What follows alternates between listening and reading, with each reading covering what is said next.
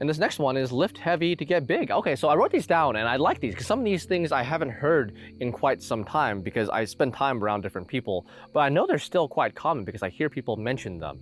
So when I was growing up, how I understood fitness was if you wanted to get big muscles, you would lift increasingly heavier weight with lower reps, like 3 to 5, and that's how you built muscle. That's how you got stronger. And if you wanted to tone your muscle, which I'll talk about in the next point, then you would use lower weight for high reps. Turns out, like many things, there is some truth to that, but we can add some context. And a good interpretation of this is that yes, heavy-ish weights, medium heavy weights, lifted progressively over time in a good training program paired with good sleep and a good nutrition plan can help you grow muscle.